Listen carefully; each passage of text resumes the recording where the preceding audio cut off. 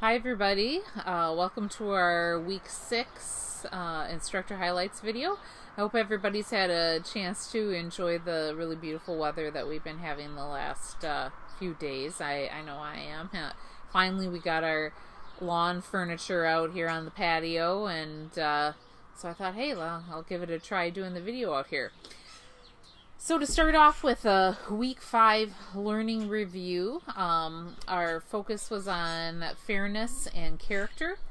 And in an ethical life, in the chapter on fairness, Kite talks about Rawls' theory of justice, and I wanted to talk a little bit more about that. It's actually something that we go into a little more detail with in the Serving the Common Good mission seminar, which is the 300 level service learning mission seminar. And so I thought I'd maybe focus a little bit on that to augment what Kite has to say about it in his book. So Rawls' theory of justice. This theory is what's called a thought experiment. It is not a real situation. He's not trying to describe something that's happened in the past or trying to describe something that he thinks needs to happen in the future. It's a thought experiment is an experiment in your head. He's wondering, what if something, what would come of that then? So, one of the ideas that he talks about in his thought experiment is this idea of the veil of ignorance, which Kite alludes to in his the chapter in fairness. And this is the idea that in order to have a just society, you would need to have a situation which he calls the original position, where everyone who is in that society is unaware of their position in the society and everybody else's position. They are unaware of what access they have to resources, like how much money they have. They don't know what class they belong to. They don't know what race they are. They don't know what skills they have. And likewise, they don't know what anyone else has either. And so in order to have a just society, you first need to have the people of the society come together, being unaware of who they are or anyone else is, because Rawls believes that all humans will act for their own personal interests. And so in order to get away from that natural impetus for us to act in our own interest, we all need to be unaware of what our interests are or what anyone else's interests are. And so you get, once again, this is the thought experiment. This is hypothetical. So you get all these people together who basically have amnesia, and they decide what rules and policies that the society is going to have that are just, and the assumption is that these rules and policies and mores are just because they are to the benefit of all, because no one is aware of their position, no one is aware of everybody else's position, and so because they can't make decisions based on their own interest, they'll just make decisions based on the best interest of everyone. Now, obviously, this is totally a thought experiment. This is not something that could happen in real life. The closest way that this happens in real life is that it is a concept that judges use it when they are looking at a case, or especially judges who, like the Supreme Court, who are looking more at policy level law and decision making. They try to separate themselves and their own biases and interests, and they simply look at what is right according to the existing policies that our society has enacted.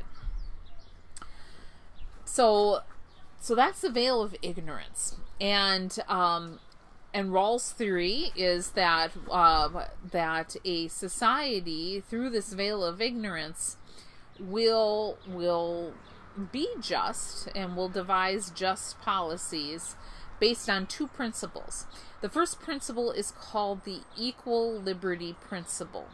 And Rawls writes, each person is to have an equal right to the most extensive basic liberty compatible to a similar liberty to others. So basically that just policies, just rules, give everyone equal right to basic liberties. Basic liberties is the key word here. Basic liberties would be things like the right to vote, free speech, access to food, access to water, shelter, clothing, that sort of thing. Not all liberties, but basic liberties.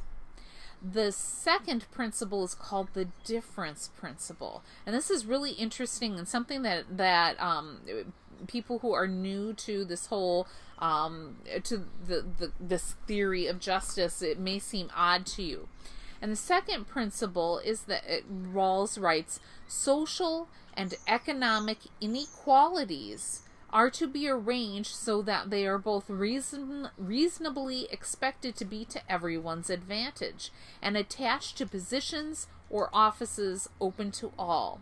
So basically what the second principle is saying is that there doesn't have to be absolute equality in a just society, that inequalities can exist. And in fact, Rawls sees that inequalities can actually be beneficial to a just society as long as those inequalities are to the benefit of everybody in the society. So for an example, those who have access to more resources, such as money, must leverage those resources so that they benefit everyone. So an example of that here in the United States is that we have a system of taxation. And there are different tax brackets depending on how much money you make. And traditionally, the more money you make, the higher the tax bracket you're in, the more you are taxed. And so, according to Rawls' theory of justice, this is the sign of a just society, because it is enabling those who have access to more resources, more money, for those resources then to be distributed throughout the society through taxation or in terms of welfare, or those resources, that money is being distributed to all of society by supporting programs like transportation, law enforcement, things like that, garbage removal, that benefit everybody in the society. And this is also known as the max-min theory, or actually model of distribution.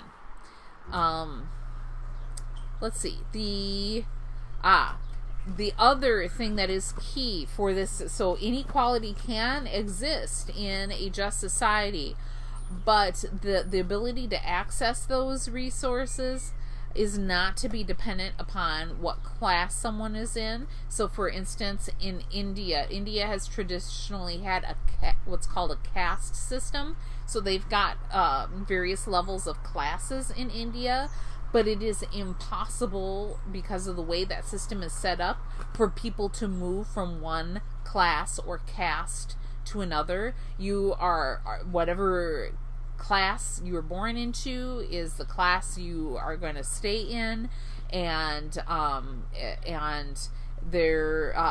those who are in the higher classes or the higher castes have more access to resources than those who are at the bottom. And in fact, in India, I believe that those who are in the lowest caste are called the untouchables.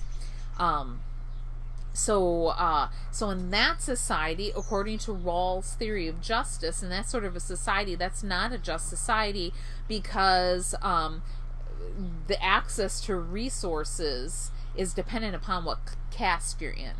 And if you don't get into that if you're not born into that highest caste, you're not accessing resources. Another example would be nepotism, or the idea of family, that certain families, depending on who you belong to, those families are able to access resources and other families are not. That would be considered an unjust society. And the test for if an inequality is just or unjust is how it impacts the least advantaged.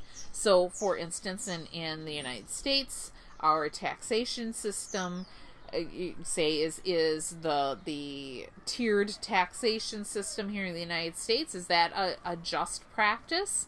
And according to Rawls, yes, it is, because we look at the least advantage in our society, and they benefit from the higher class, those who make more money. They are taxed more, and that money is funneled to those who don't make as much income in the form of welfare and other entitlements. Whereas looking at the Indian caste system, that in terms of education, for instance, those in the top caste are the educated ones. They are able to go to the government schools, the private schools. They're able to get an education, get jobs, move out of the country, things like that. Those in the lower caste, especially the lowest, the untouchables, those people there is no way, because they're born into that position, there's no way that they can get an education. It's just not available to them.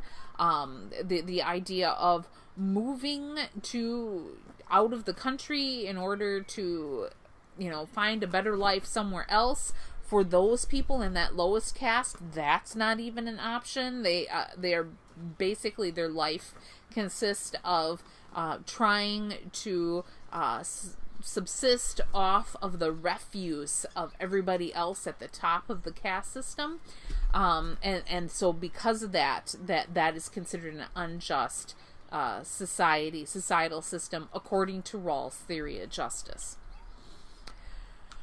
So that was the what I found the most interesting, and quite honestly, I don't know how interesting it is, but that is the thing that I wanted to make sure everybody had as a takeaway from this last week, since it is a very important justice theory here in the United States, especially in terms of law.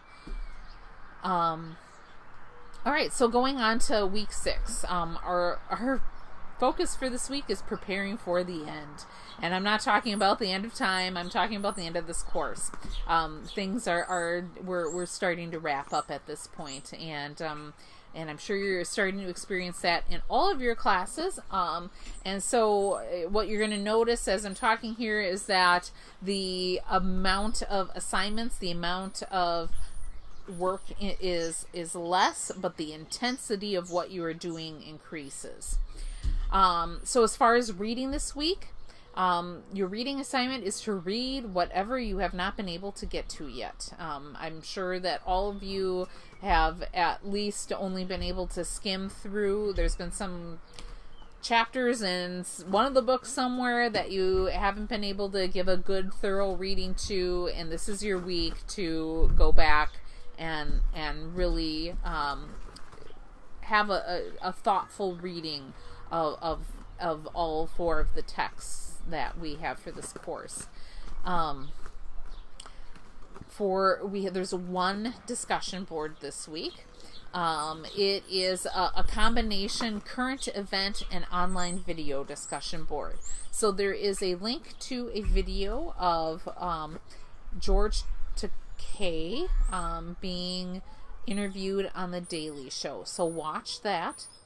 And then the guidelines for this discussion are very open. Just look at the rubrics for both the current event discussion rubric and the online video discussion rubric. Those are contained on in the Adult Learner's Guide, page 26 and 27. Follow those learning criteria or grading criteria. That's what this discussion board is going to be graded on, is both of those rubrics. But outside of that, there isn't. It's more open what you can talk about in regards to the video. And since there's only one discussion board this week, the initial post is due on Wednesday this week, and then the response is due by Friday. This week you are to finish up writing the 6th and final deliberation paper. Once again, the guidelines for this deliberation paper are pretty vague, so here's a little more guidance that I wanted to give you to help you out. For this paper, if you haven't started writing it already, use this as your guiding question. Are ethical decisions a matter of opinion? And how you're going to go about answering that question is you're going to write a personal ethical statement or moral code, however you want to think about it. In writing that statement or code, try answering these questions. How does community involvement fit into your statement and moral code? And what attitudes, skills, and concepts from KITE are part of your ethical statement and moral code? Make sure for this assignment that you use at least 3 outside resources in support of your opinions for full points on that particular grading criteria. And this final deliberation paper is due on Sunday, April 24th. Ooh, the sun is starting to get in my eyes. All right. As soon as you are done, here, maybe if I sit up a little more, it won't be in my eyes so much. As soon as you're done writing that final deliberation paper, begin writing your final paper. Don't procrastinate. I say this every time I teach this class because things are going to sneak up on you real quick if you do. This is a 10 to 15 page paper. You're expected to use APA or MLA style, depending on what your field of study is and what traditionally is used for your major. Please include a title page, however the style is formatted, and a works cited or references or bibliography, whatever style you use calls it. Include that as well. The 10 to 15 pages is for the content, the body of the paper. That does not include the title page and the works cited. Make sure you properly cite everything. Whether it's textbooks, course textbooks that you're citing, PowerPoints, discussion board posts, any previous papers that you've written and you want to bring in material from the previous paper, outside materials. You've been, for many of these assignments, you've been asked to bring in outside materials into your assignments, and maybe you want to bring in one of those resources for your final paper. Make sure that those are properly cited, not only in text in the body of the paper, but also then listed in that works cited bibliography page. If you're not sure how to do that, if you're not sure exactly what APA and MLA style is,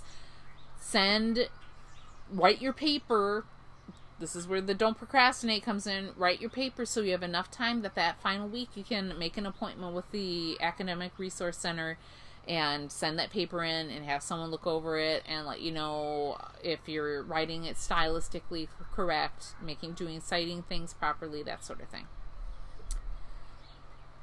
All right, so this paper, what in the world is this paper about? Basically, in this paper, we're asking you to make connections between your service learning experience and the various course topics that we've been studying this semester.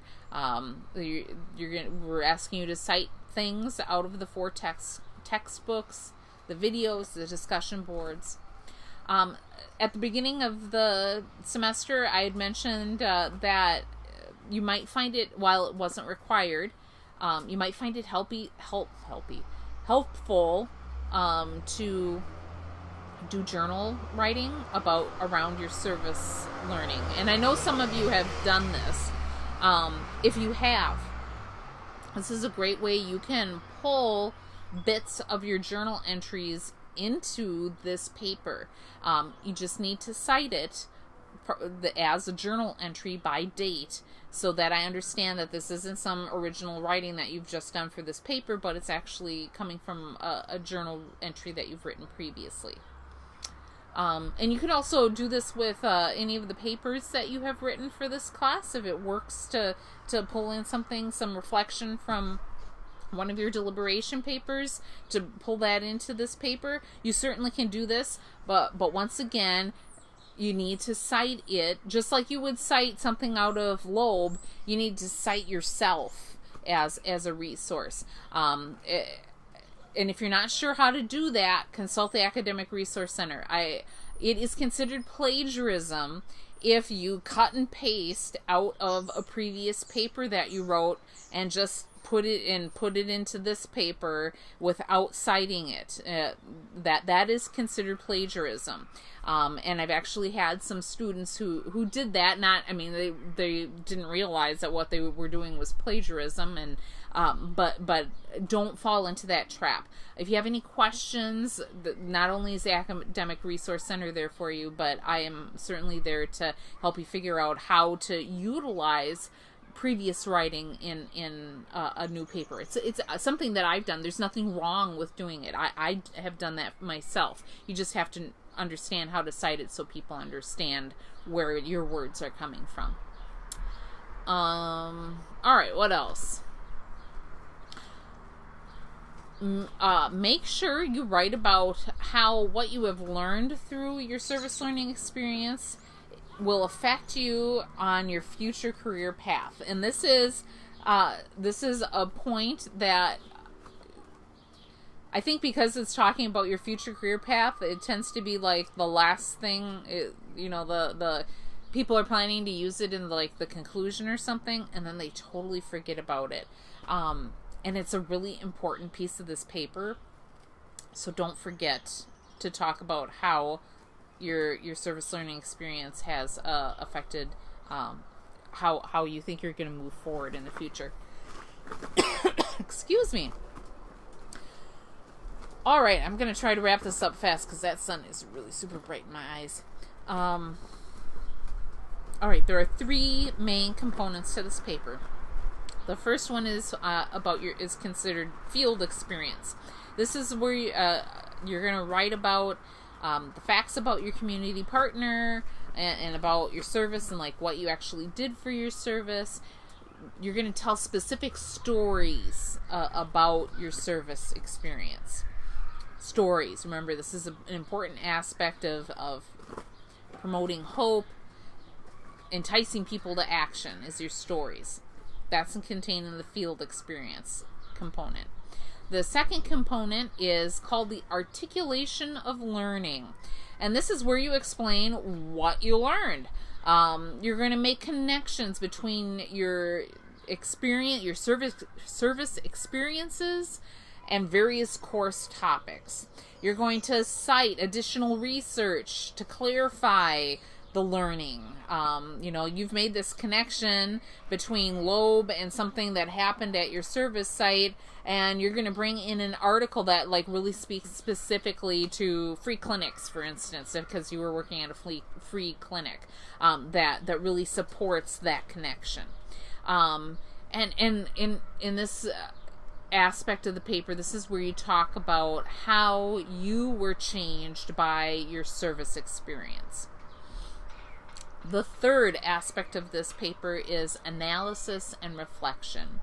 And this is where you're going to trace that process of change, of your change in attitude, your perspective, and or any actions that you have toward your service recipient. So, for instance, if you were working at the warming center, you're gonna talk about how maybe your attitude toward the homeless has changed, or maybe you were working at the warming center and it wasn't so much the homeless population, but you realized that how mental health plays into the homelessness issue, and so your that perspective has changed, and so you're going to talk about the process, how I went from I used to think homeless people were just a bunch of lazy people who couldn't get it together for some reason to get a job, and then I met this guy who told me his story. This is his story that he shared with me. And through his story and talking with him, then I came to understand that homelessness can happen to any of us at any time. It's often just a twist of fate, of bad luck, of maybe a bad choice that any of us could make. And that with the proper supports, we can help people get out of that hole that they may find themselves in. That's an example of that, tracing that process of change. Let's see. Analysis and reflection. Another thing to think about, that a question to ask yourself in this section would be, how will what I have learned affect me in the future? So here's, bringing in that, how did the service learning experience, how is it going to affect me in my future career? So when you're thinking future, think career minded. You can ask yourself, why did your service learning experience impact you? What was it about it that impacted you? What was it about the course material and doing the service that impacted you? And then lastly, if you had a negative experience at your service site, what could be done differently in the future in order to make it a more positive experience? And if you did have a negative experience, regardless if it was an isolated experience, like the entire time wasn't a negative experience, but you had like a really, really bad day, or maybe a bad week, or maybe things started off on the wrong foot, or maybe you're one of those people who liked the whole experience, just pretty well did not go well. That's okay, and write about that, and explain, what was difficult about it, and what did you learn from it, because that's something we learned about in Loeb, was that failures are learning opportunities. And so if that is what you experience, talk about how you're learning from it. So those are the three in the content, the body portion of this final integrative research paper. Those are the three content areas that you really want to focus on. The paper itself, now as far as the grade, so that's like, how do I write this paper? How do I get from thoughts in my head into having something written on the page? That's how you get to having something written on the page. How am I going to grade it when I read that? There is a rubric, and it's in the Adult Learner's Guide. It is right there when you click on the final paper submission tab. You can view the rubric and see exactly how many points are for each area. This is what I'm going to be looking at. The first area is called civic engagement, and I'm going to be looking that in your paper, Did you explain how others were helped in both the short term and the long term? Not you, but others. And then also, did you explain how future service experiences could be enhanced? So even if you had a stellar positive experience, I mean, we can always get better. Perfection is a very rare thing. You know, what could make things even better? Or if you had a crappy experience, what could make it better? So that's civic engagement. The next grading criteria is called academic involvement. And here I'm looking for you to answer this question. Did you explain how the course learning outcomes were met through your service learning experience? Okay, so the first question is, what are the course learning outcomes? This can be found in the Adult Learner's Guide on page 3, in the third column that is entitled VUSM 471/472 Learning Outcomes. So take a look at that chart.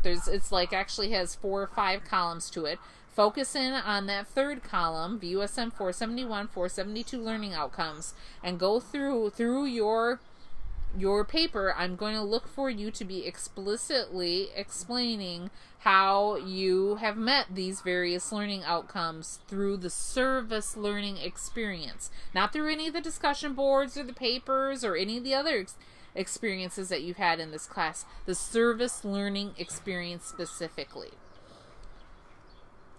The third grading criteria that I'm going to be looking at is called personal growth. And here I'm looking that through your paper that you are explaining how you were changed in the following ways. In your personal career choices, remember, this is the one that everybody seems to forget, the whole how is this going to affect my future career path. So how has your service learning experience changed your personal career choices? Your personal worldview. Remember, we wrote that paper on what your worldview was in regards to spirituality, contemplation, and tolerance. And so this would be a good place that you could pull in some excerpts from that paper. And then third, that you're explaining how you were changed in your awareness of the common good. So that's like basically lobe, and making connections that you saw what we learned in lobe personified in your service learning experience. The last grading criteria is simply on service hours. And so in the number, documentation of service hours completed.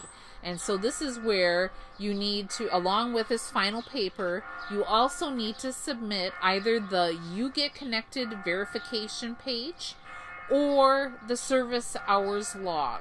And you submit this via Moodle the same way you submit your final paper, the same place you submit your final paper.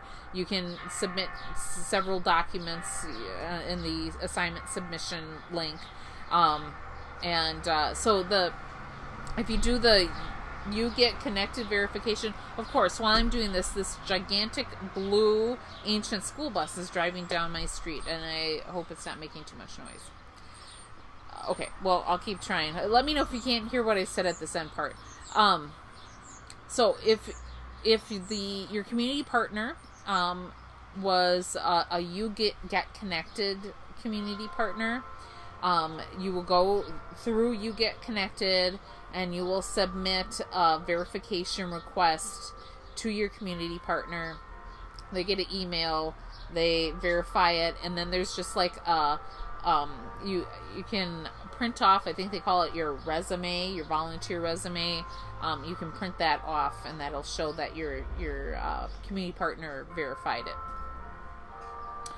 If you didn't go through You Get Connected to reach your community partner, I had, since the beginning of the semester, I had posted a Word document service hours log, where you could print off a copy of that and keep track of your time, your instances, and then have someone sign off on each instance that you actually showed up. So you're gonna scan one of those and submit it via Moodle. If you have any problems doing that, just let me know, and we'll figure it out so that you're able to verify your service learning hours. So that's basically it. And, as these last few weeks here in the semester, the focus really comes down to this 10 to 15 page paper with a few last discussion boards sprinkled in for good measure. So let me know if you have any questions about this final paper. I know it's kind of, what am I trying to say? It's because I feel it's pretty specific, but I do get feedback from people that they're like, starting writing sometimes is hard for people. So let me know if that's you, and I'll try to help you through that. Otherwise, don't be daunted by the 10 to 15 pages. I actually have gotten feedback from students that, at first they thought, oh my God, how am I going to ever write this much? And then they get going, and then they realize, oh my gosh, I could have probably written another 10 pages if I kept talking about everything that I learned. So don't be afraid. That's it. Hope you enjoy the rest of whatever beautiful spring weather we have for the rest of this week, and sit outside and do some reading. That's what I've been doing. Take care.